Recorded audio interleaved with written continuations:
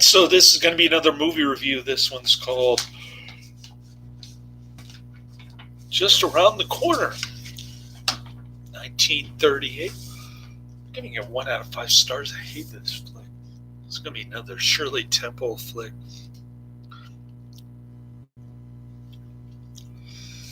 Not one of the better ones.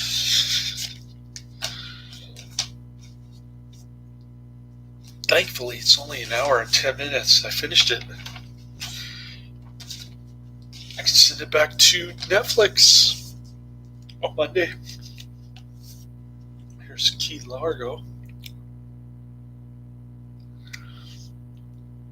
Get it shining up light there.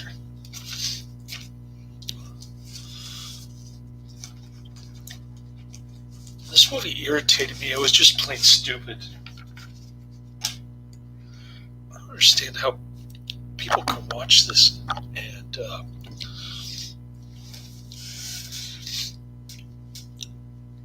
hold an intelligent conversation about it. It is really bad.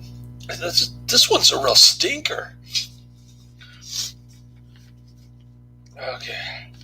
So Shirley Temple gets kicked out of boarding school because her pops can't pay for it anymore. So she has to go live with her dad. And he's a victim of the Depression, which is kind of odd because this is kind of late in the Depression, like 8 years in.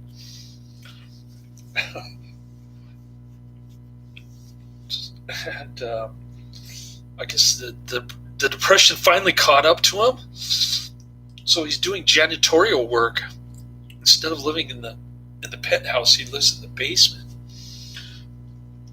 and he's working as a janitor.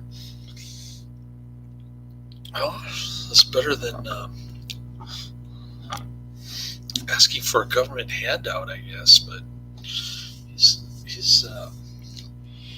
interpretation of the entire Great Depression is depressing, no pun intended. He says so many people are asking Uncle Sam for money that Uncle Sam is being spread thin. And that's why the economy can't get back to normal.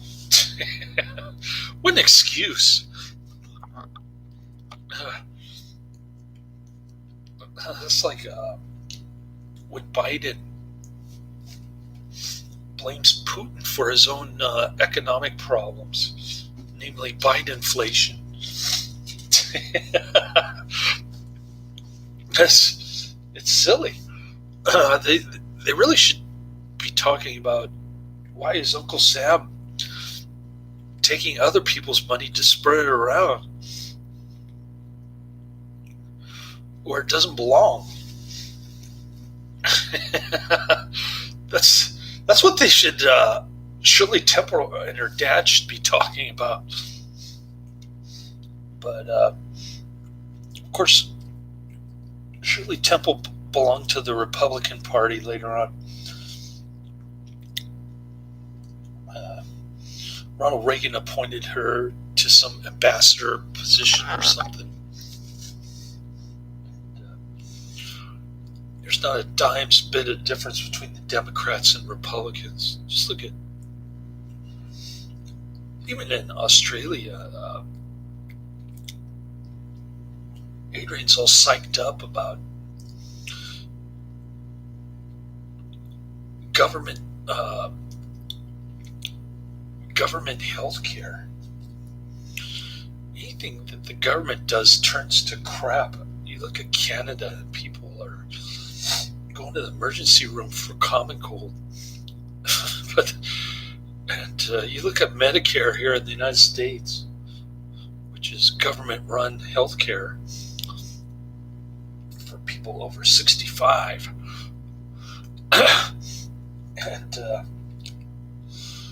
And it's just rife with fraud. Why would you support fraud and overutilization of resources? I don't know. It's free, I guess. So the ends justify the means. Maybe I don't get it, but maybe Adrian can explain it to me.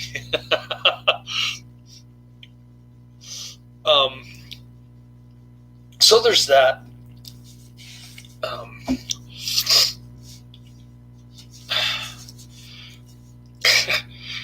Shirley Temple's getting lectured by her dad about the causes of the depression. It doesn't make any sense to me. I'm sorry. I just don't get it. Is it my fault that I don't get it? Maybe. I don't know. I just dislike this movie immensely for that reason. Because I didn't get it. It didn't make sense. It was incomprehensible. It violated every law of economics. And that's all I have to say about that. But so there's this old geezer guy who literally looks like Uncle Sam. Even Shirley Temple is confused as I am. She thinks Uncle Sam is this industrialist guy who's holding out on the architect turned janitor, her dad. And won't give him a job. I think he's the guy who fired him in the first place and left his building unfinished. Talk about malinvestment. There's a prime example of it. It reminds me of that scene in Idiocracy. You look out the window and everything's looks like it got hit by a bomb or something.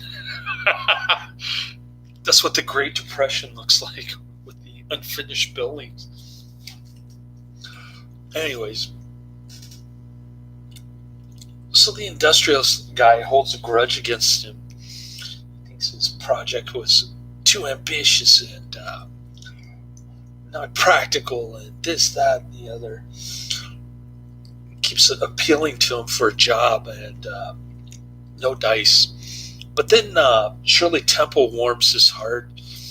She puts on a benefit for him because she thinks he's a real Uncle Sam. He even looks like Uncle Sam or Colonel Sanders or something. So she thinks he's Uncle Sam. He needs help because that's what her dad told her.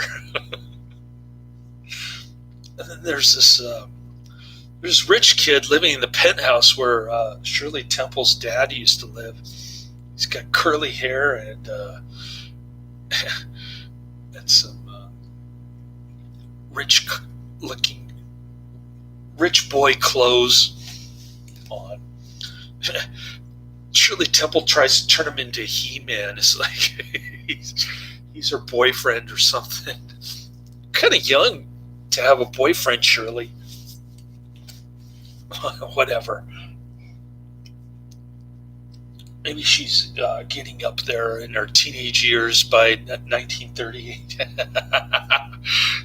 The hormones are starting to flow, although I don't see much growth development.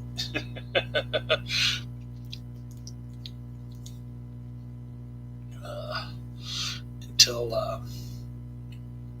that other movie with John Wayne that I just saw. She looked much more developed in that one. Let me just put it to you that way. Adrian said that people don't like her grown-up movies as much as her kid movies. I'm the opposite. I like her grown-up movies more than her kid movies. Anyways, she's trying to turn him into a He-Man. This goofy-looking rich kid who lives in the penthouse where her dad used to live. Hard-working guy. I'll give him credit, though. He seems like a hard-working guy, and he's not asking for a government handout. I think I said that before. But still, he's completely ignorant about the causes and effect of the Depression.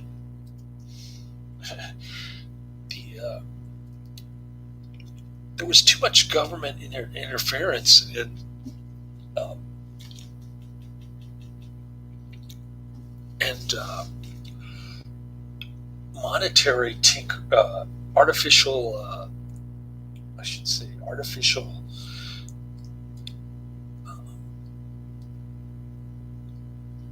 price control of the interest rates. So naturally, the bust business cycle was prolonged more than it should have been, precisely because what the government was doing, not because it wasn't doing enough. He's got it all backwards.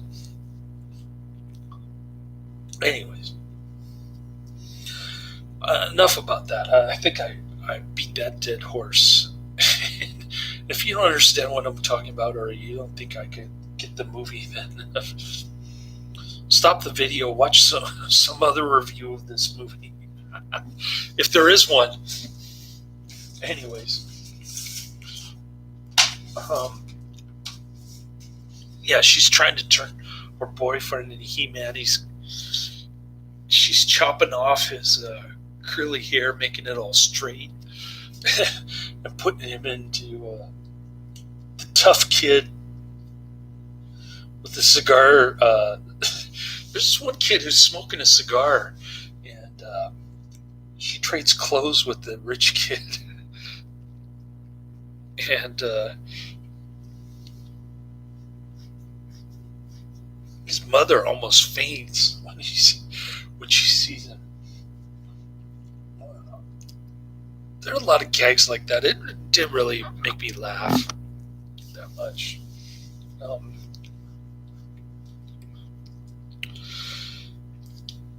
By the way, I'm watching Sidekicks, the 1992 Chuck Norris movie. And Miss Chen, the teacher, man, she's hot.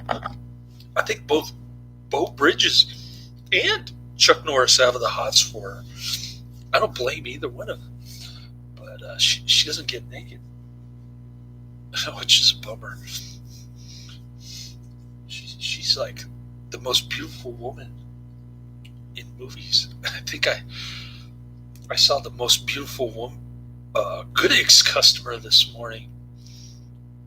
A lady from Laos, age 39. Man, she was looking good, and she was kind of giggling at me. I wanted to go inside, but she didn't invite me in. Anyways, my work has been kind of mixed bag. My first week of full-time work, I put in about 44 hours total, I think. And started out really well with more than 15 hours on Monday. But then at 5.5 Tuesday, and more than 13 yesterday, and more than 10 today. So I was hoping for more. I was hoping to get 6 more hours of double overtime. But it didn't happen. What can I do? I think one of the dispatchers has a grudge against me because they kept calling her and bugging her last night. This, that, and the other. I think she got irritated with me, so she gave me a really short 15-stop route in Palo Alto. I think she has a grudge against me now, which is unfortunate. But hopefully I don't have to run into her too many times before it becomes a problem with my paycheck. I have to start working 2 jobs again. That could be a problem, and I think it's going to happen in August anyway, because I don't know. With all the overtime and double overtime factored in there, it might not be worth working 2 jobs, but I don't think I'll have a choice in August. I'm going to have to do it because I have to catch up on my taxes.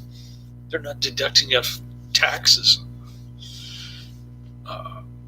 My new full-time employer, the grocery delivery place. Anyways, enough about that. What else can I say about Just Around the Corner? There's a black and white version and a colorized version on this disc. I watched the black and white version, of course. That glorious black and white.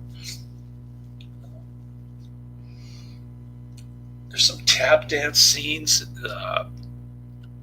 seems like Shirley Temple likes to dance in the rain.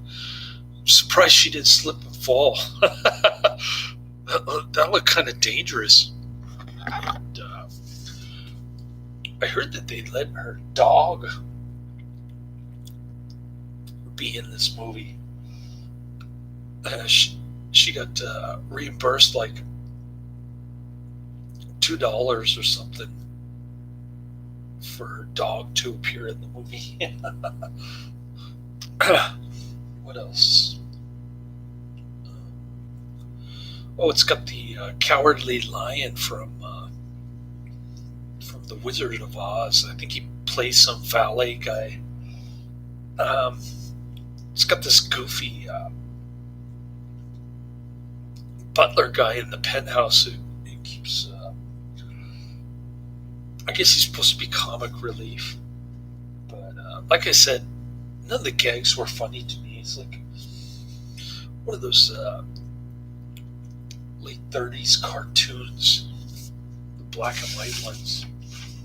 Those kind of gags, they don't appeal to me at all. Of course, I'm not 10 years old anymore, so that's partly the reason why. All right, cool.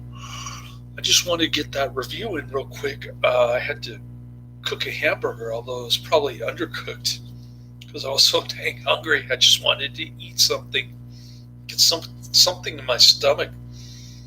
So I'm tired and hungry. I'll be cooking more bacon burgers tomorrow for me and my son. So that ought to be good. Get to rest a little bit. Watch some Key Largo. Finish up Sidekicks. Sidekicks, I don't know. It's too long. And, there's not much action until the end, really. It's just a bunch of it's a Karate Kid ripoff, really, I think. Well, the kid likes to daydream a lot, so I guess that makes it a little different. He's daydreaming about tag teaming with Chuck Norris. The thing that I don't understand is that Miss Chen always appears as the damsel in distress in Sidekicks. And it's supposed to be the kid's dream. So why is he dreaming about her?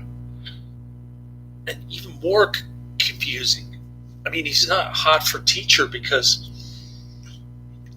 later on, Chuck Norris is mad that she's not in one of his dreams. His high school girlfriend or whatever is the damsel in distress, not the Miss Chen. It's like they switch roles midstream in his dream there. That part I didn't get. So he's telling Chuck Norris, it's my dream. I get to pick who the girl is. Like they're having a competition or something. What? Okay. That was kind of bizarre. But If I was a kid, I'd be dreaming about Miss Chen. She's much hotter. Flat-chested Amerasian. Whoa. I wonder if she gets naked in any other movies besides this one. I'd be interested to see if she's on the Mr. Skin website or something later.